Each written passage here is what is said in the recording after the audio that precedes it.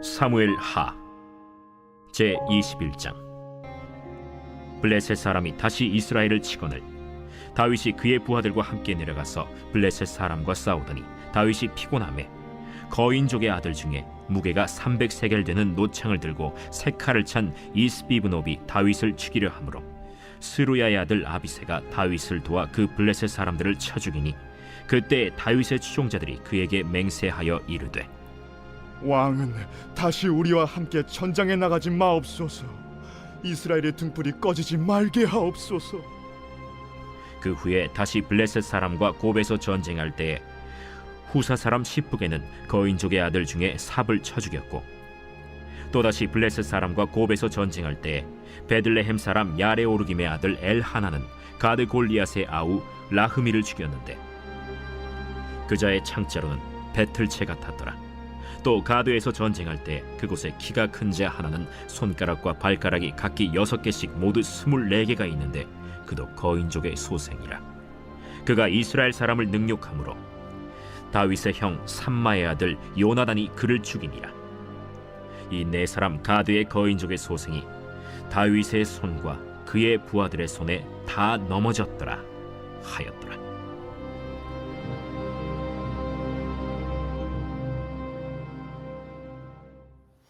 할렐루야. 사랑하는 열린문교회 성도 여러분, 지난밤도 주님 주신 은혜와 평강 가운데 단잠 주무셨습니까? 아침을 깨우는 말씀, 화요일 이 아침에 주님께서 저와 여러분에게 주시는 말씀은 사무엘하 21장 15절로 22절까지의 말씀입니다.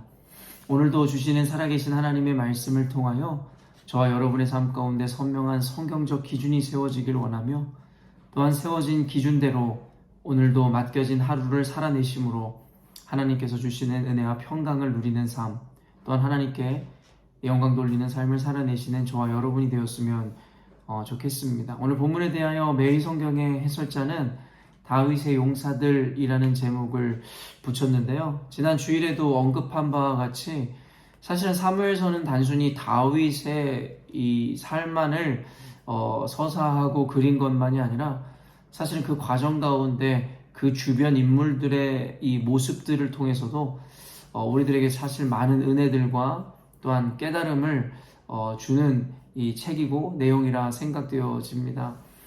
오늘 제목한 바와 같이 여기 다윗의 용사들, 말 그대로 이 전쟁에서 승리케 하신 이 분은 주님이시고, 또한 그가 또 사용하신 대표적인 도구로 다윗을 꼽을 수 있으나 결코 하나님께서 허락하시는 그 전쟁의 승리를 다윗 홀로 쟁취한 것이 아니었음을 성경은 분명하게 이야기합니다.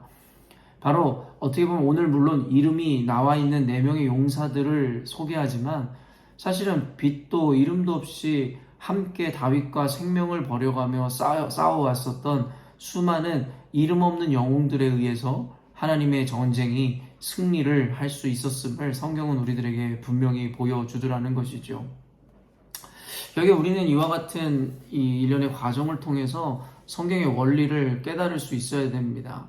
전쟁에 능하신 여호와 하나님께서 계신 그리고 그 편에 선 자들은 반드시 승리할 것이겠으나, 근데 그 승리라는 것은 단순히 가만 넉넉히 앉아 있는다고 주어지는 것이 아니라 전략을 짜기도 하고 또 함께 힘을 합쳐서 맞서 싸워 나갈 때에 하나님의 그 도우심과 은혜가 임함을 보게 되더라는 것이죠.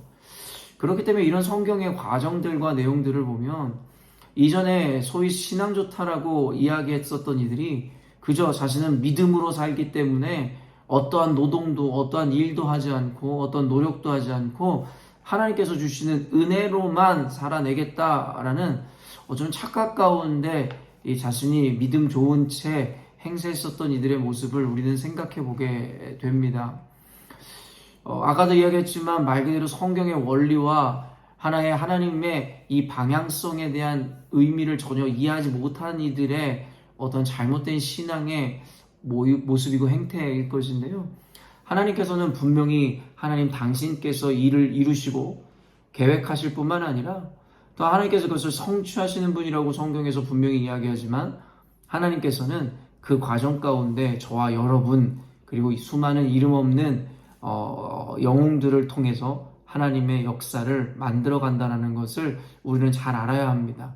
그렇기 때문에 하나님의 은혜를 구한다면, 또 하나님의 도우심을 얻고자 한다면 저와 여러분은 삶에서 각자 최선이라는 가치로 살아낼 때에 하나님의 은혜와 그와 같은 하나님의 능력과 도우심이 동반됨을 우리는 늘 잊지 않고 맡겨진 하루하루의 삶을 최선을 다해 살아내야 할 것입니다. 오늘 본문에 보니 용사 아비새로부터 시작해서 십부게와 엘하난, 그리고 마지막으로는 용사 요나단에 이르기까지 4명의 용사들을 서술하고 있는데요. 그들이 맞상대했었던 이들은 블레셋 가드 사람이었던 거인족들이었습니다. 가드 사람 하면 우리가 잘 알고 있는 이 골리앗 생각날 텐데요. 바로 모든 이스라엘 백성들이 벌벌 떨었었던 그와 같은 장수입니다. 그런데 이제는 그와 같은 장수가 여럿 등장하니 말 그대로 얼마나 두렵고 얼마나 힘든 전투인지는 결국엔 우리가 이와 같은 내용을 통해서만으로도 충분히 알 수 있을 것 같습니다. 특별히 오늘은 그 골리앗의 아후 라흐미라는 자도 등장하게 되는데요. 이 역시도 어쩌면 골리앗의 그 무시무시했었던 그 과거의 모습, 또 이스라엘이 느꼈던 공포를 다시 상기시킬 만한 내용인 것이겠죠. 그런데 그때의 이스라엘 백성과는 다르게 오늘은 이 4명의 용사들에 의해서 어쩌면 골리앗 한 명이 아닌 여럿의 이 거인들을 물리치는 장면을 보게 되더라는 것이죠. 사랑하는 성도 여러분, 그때 이스라엘과 지금 이스라엘에 달라진 것은 무엇일까요? 사실은 아까도 이야기했지만 그때 당시에 골리앗 한 명에게도 주눅들어 두려워했었던 이스라엘 백성, 물론 그 가운데는 여러 이 거인족과 그리고 블레셋의 어쩌면 용맹한 장수들이 분명히 진치고 있었겠으나 어찌되었든지 간에 우리에게 표현되어진 것은 골리앗 한 명이었습니다. 그런데 오늘은 어떻게 보면 여럿의 이 거인들에 대해서 마주한 이스라엘 백성들, 그리고 그 용사들, 그때와는 사뭇 다른 모습으로 그들을 대항하고 그들과 싸우기 시작하는데요. 주눅든 모습은 어디 한 군데도 없이 그들은 생명 걸고 용감하게 싸워 결국엔 거인들을 다 물리치더라는 것이죠. 단순히 거인이라는 이야기, 그리고 그들의 어떠한 이 무기들에 대한 묘사들을 통해서도 알겠지만 말 그대로 불리하고 어떻게 보면 불가능한 싸움에 대해서 이야기하는지도 모르겠습니다. 우리는 이 권투라든가 어떤 UFC 등 격투기 경기를 통해서 결국에 그 체급이 주는 유불리에 대해서 너무나 잘 알고 있습니다. 몸무게가 고작 한 10kg, 20kg 차이만 나도요, 사실은 이기기가 거의 불가능하다라고 이야기합니다. 같은 레벨, 같은 어떤 선수로서는 그 20kg, 10kg의 장벽을 넘기가 너무나도 힘들다라는 것이죠. 그런데 성경에 묘사되어지는 거인, 특별히 그들은 평생을 용사로 길러진 자들이거든요. 그렇기 때문에 그들 앞에선 이스라엘 백성들은 결국에는 이 상대도 되지 않는다라는 말이 맞을 정도의 불리함을 가졌었을 것입니다. 여러분도 아시겠지만 이 갈렙과 여호수아가 이 정탐꾼들 중에 이 한 사람 한 사람이 되어 가나안 땅에 그 민족들을 보았을 때, 여러분 이 돌아온 이 정탐꾼들의 묘사가 어떠했습니까? 여호수아 갈렙을 제외한 10명은 결국엔 자신들을 바보로 여겼고 결국엔 그들에게 상대도 되지 않을 것이다 라고 하며 좌절하고 두려워했습니다. 그러나 2명의 여호수아와 갈렙은 어떠했죠? 동일한 자들을 보고 동일한 모양을 보면서도 결국에는 하나님께서 우리에게 주심으로 그들은 도리어 우리의 밥이다 라고 이야기하더라는 것이죠. 어찌 보면 골리앗 앞에 섰었던 이스라엘 용사들과 그리고 오늘 이 거인들 앞에 선 오늘 4명의 용사들의 모습을 통해서 우리들은 사실은 그때의 이 12 정탐꾼이 기억날 수도 있을 것입니다. 결국에는 자신들이 스스로가 밥이 되어 상대가 되지 않는다라고 생각했던 자들은 말 그대로 두려워하고 좌절하여 사실은 무엇 하나 해보지도 못한 채 결국에 실패할 수밖에 없었을 것입니다. 그러나 도리어 저들을 자신들의 밥으로 여겼었던 이들은 결국엔 당당하게 그들에게 승리를 쟁취해올 수 있었다라는 것이죠. 이러한 어떤 성경의 이 내러티브를 통해서 우리들은 이 배울 수 있어야 합니다. 결국에는 우리가 상대하는 대상의 크기나 모양이나 어떠함이 아니라 결국에는 그들과의 전쟁 가운데서 승리할 수 있는 핵심의 키는 나에게 있으며 그리고 나의 믿음에 달려 있다라는 것이죠. 오늘날 우리가 마주하고 있는 이 거대라는 세상 앞에서도 마찬가지인 것이죠. 단순히 그저 인간적인 눈으로 본다면 저와 같은 어떤 아무것도 아닌 사람이 이 세상의 거대라는 것과 맞서 싸워 어찌 이길 수 있겠습니까? 세상이 주는 두려움 앞에서 우리는 좌절하고 절망할 수밖에 없을 것입니다. 그러나 결코 세상이라는 크기 앞에 그들의 이 거대 앞에 무릎 꿇거나 주저앉는 것이 아니라 결국엔 그들을 다스리시는 하나님을 의지함으로 결국에 그들 앞에 당당하게 섰을 때에 우리는 결코 그들에게 굴복하는 것이 아니라 그들을 이겨낼 수 있음에 대해서 성경은 이야기하고 있더라는 것이죠. 오늘 성경에 묘사되어지는 이 거인들, 그리고 제가 방금 이야기한 세상이라는 거대, 어차피 여러분 각자의 인생 가운데도 여러 의미에서의 거인들, 그리고 이런 거대함의 어떤 존재들을 만나고 계신지도 모르겠습니다. 그것이 어떤 자신의 한계라든가 뛰어넘을 수 없는 어떤 자신들의 연약함의 문제들일 수도 있겠고, 결국에는 자신들이 이미 패배의식을 갖게 만드는 어떤 여러 가지 환경이나 정황들일 수도 있을 것 같습니다. 그럼 오늘 말씀을 통해서 저와 여러분이 믿음의 용기를 얻기를 원합니다. 결국에는 그들의 크기나 그리고 세상적 관점으로 보는 유불리가 결국엔 전쟁의 성패를 가르는 것이 아니라 결국에 우리가 어떠한 믿음으로 그것들을 바라보는지에 따라 결국에는 이 전쟁과 그리고 우리의 삶의 성패가 달라질 수 있음에 대해서 말입니다. 지난 주일에 하나님 편에 서는 것에 대한 그 의미와 중요성을 여러분과 함께 나누었습니다. 사실은 오늘 다윗의 이 모습과 다윗을 따르는 그 용사들의 이 모습을 통해서 사실은 저 역시도 많은 것들을 깨닫고 또 배우는 시간을 갖는 것 같습니다. 17절 말씀 보면 수르야의 아들 아비새가 다윗을 도와 그 블레셋 사람을 쳐 죽이니 그때 다윗의 추종자들이 그에게 맹세하여 이르되 왕은 다시 우리와 함께 전장에 나가지 마옵소서, 이스라엘의 등불이 꺼지지 말게 하옵소서 하니라. 다윗은 여러분 목숨을 걸고 그의 용사들과 함께 이 싸움을 하고 있습니다. 이전에는 그저 왕궁을 한가로이 거닐며 낮잠을 자고 결국에 그러다 보니 죄를 저질렀었던 다윗의 모습과 다르게 이제는 자신의 용사들과 함께 나가 당당하게 싸우는 다윗의 모습을 보게 되더라는 것이죠. 그때에 다윗이 목숨의 위기를 경험하게 되어지고 그때 결국에 아비새의 도움으로 함께 싸워 이 적들을 죽이는 장면이 나오는데요. 그때에 다윗을 따르는 자들이 그에게 이야기하더라는 것이죠. 왕은 다시는 우리와 함께 전장에 나가지 말라는 것이죠. 이스라엘 등불이 꺼지지 않게 하여 달라는 것이죠. 이 모습을 보면서 다윗을 향한 이 신뢰가 그리고 믿음이 얼마나 굳건한지에 대해서 보게 되었습니다. 사실 저 역시도 한 명의 담임 목사로서 사실은 이와 같이 다윗을 따르고 신뢰하는 용사들의 모습을 보며 사실은 부러움을 느꼈던 것도 사실인 것 같습니다.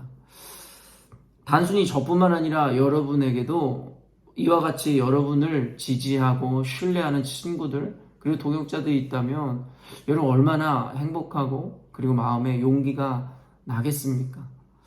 과연 내 주변에는 이와 같은 용사들 그리고 나를 지지해주고 믿는 사람들이 얼마나 있을까에 대해서 홀로 생각해보며 다윗을 위해 생명을 거는 이들의 모습이 참 부럽게 여겨졌습니다.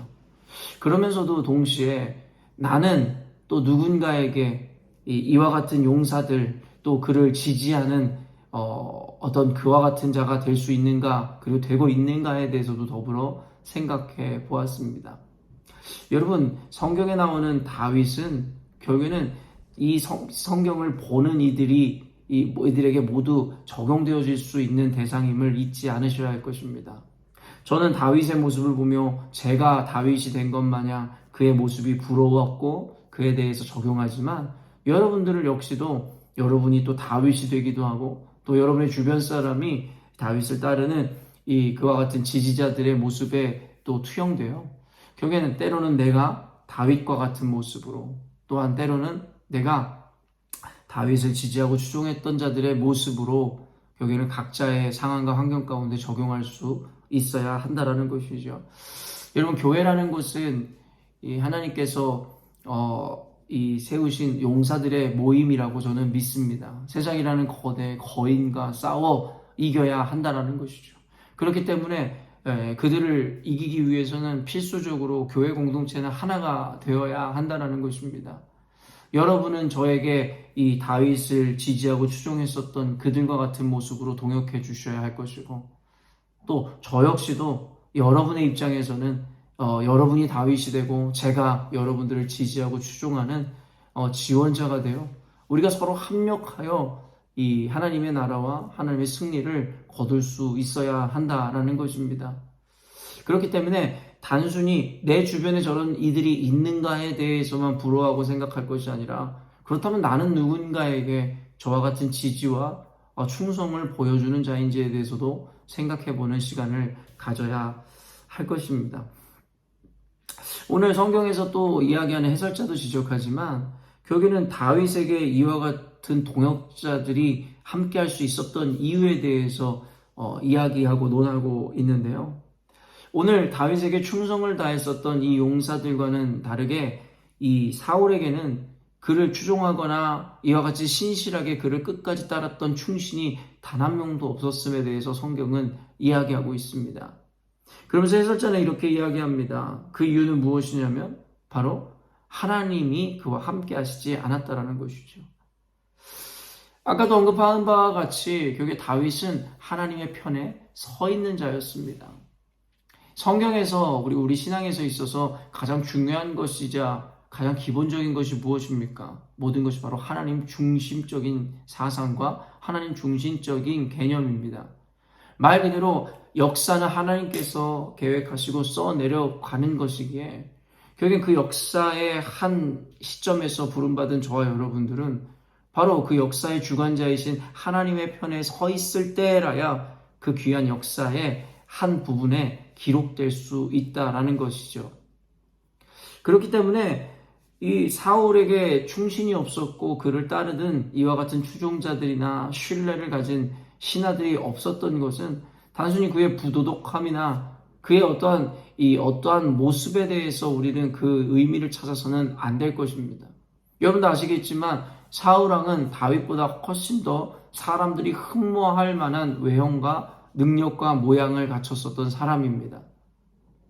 그렇기 때문에 그와 같은 대조는 우리들에게 분명한 교훈을 줍니다. 결국에는 하나님의 형통함과 하나님의 은혜를 입는 것은, 그리고 이 그를 따르는 수많은 사람들의 신뢰를 신망을 얻는 것은 자신이 가졌던 스펙이나 능력과 외모가 아니라 결국엔 하나님 편에 서 있는지 그렇지 않는지에 따라 달라진다라는 것. 그렇기 때문에 성경은 오늘도 우리로 하여금 하나님 편에 섬으로 말미암아 하나님이 주시는 형통을 누릴 수 있어야 한다라고 가르치는 것이죠. 결국 하나님의 편에 서 있을 때에 불가능을 가능케 할 수 있는 능력이 우리 가운데 주어지는 것입니다. 오늘 말씀 전체적으로 보았듯이 세상이라는 거대 혹은 거인들을 이길 수 있었던 것도 그게 하나님께서 함께 하시기에 불가능도 가능케 할 수 있었다라는 것이죠. 저와 여러분들은 하나님의 편에 서 있는 자들이라고 저는 확신합니다. 또한 우리 열린문교회는 하나님의 편에 서서 하나님의 역사에 함께 기록되어질 교회라고 저는 확신합니다. 그리고 우리에게 하나님께서는 동역자, 바로 이 용사들로 우리를 부르셨음도 분명한 것이겠죠. 저와 여러분 모두가 때로는 다윗이 되고 때로는 서로를 지지해주고 섬겨주어야 하는 추종자들이, 그리고 충신들이 되어 우리가 한마음 한뜻으로 하나님께서 이루시고자 하는 그 역사를 이루어가기를 원합니다. 사랑하는 열린문교회 성도 여러분, 그리고 그 가정 가운데 잊지 말아야 될 것은 우리가 하나님 편에 서 있기만 한다면 세상은 우리를 조롱하고 비난하고 때로는 우리를 찍어 누르려 할지라도, 그리고 단순히 세상적인 관점으로 보면 그들의 수나 또한 그들의 이 크기에 비견할 수 없을 우리는 정도로 작은 사람들이라 할지라도 하나님께서 함께 하신다면 그 유불리의 문제를 떠나 우리에게 반드시 승리케 하신다라는 것을 교훈 삼아 여러분 이 열린문교회 그리고 함께 동역하는 이 과정 가운데 낙심하지 말고 두려워하지 말고 함께 그 승리의 과정으로 승리의 길로 나아가는 저와 여러분이 되었으면 좋겠습니다. 여러분의 삶 가운데서도 오늘 말씀을 통해서 적용해내시며 단순히 눈에 보이는 것으로 인해서 낙심하지 마시고 하나님의 편에 서 있는지 여러분이 점검하시는 오늘이 되었으면 좋겠습니다. 함께 기도하겠습니다. 사랑하는 하나님, 오늘도 말씀을 통하여 우리 가운데 몇 가지의 통찰력 그리고 생각들을 허락하시는 줄로 믿습니다. 하나님, 이 역사라는 것은 하나님께서 계획하시고 하나님께서 주관하시고 인도하시는 그 과정임을 우리 너무나 잘 알고 있습니다. 역사의 주인공이신 하나님, 하나님의 일을 이루실 때에 하나님께서는 우리 모두를 동역자로 부르심으로 하나님의 뜻을 이루어갈 수 있도록 우리에게 그 기회를 허락하셨음을 믿습니다. 우리 사랑하는 열린문교회 성도들과 함께 하나가 되어 때로는 서로가 다윗이 되고 또한 서로가 때로는 서로를 지지해주는 용사가 되어 하나님의 일을 하나님 우리가 합력하여 감당해낼 수 있는 우리가 될 수 있도록 인도하여 주옵소서. 하나님의 편에 섰을 때에 하나님은 그에 필요한 하나님 사람도 붙여주시고 환경도 허락하시며 불리한 가운데서도 반드시 승리케 하시는 분이신 줄로 하나님 믿습니다. 우리로 하여금 단순히 눈앞에 있는 상황의 유불리나 어떠한 것에 대해서 생각하기보다는 우리가 과연 하나님의 편에 서서 오늘도 살아가고 있는지에 대해서 점검할 수 있도록 주님께서 우리 가운데 은혜를 허락하시고 우리로 하여금 본질을 볼 수 있는 눈을 허락해 주시기를 원합니다.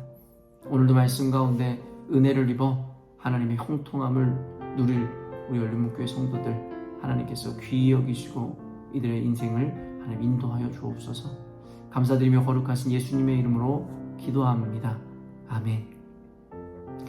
사랑하는 열린문교회 성도 여러분, 오늘도 주님께서 허락하시는 복되고 귀한 하루를 맞이하게 되었습니다.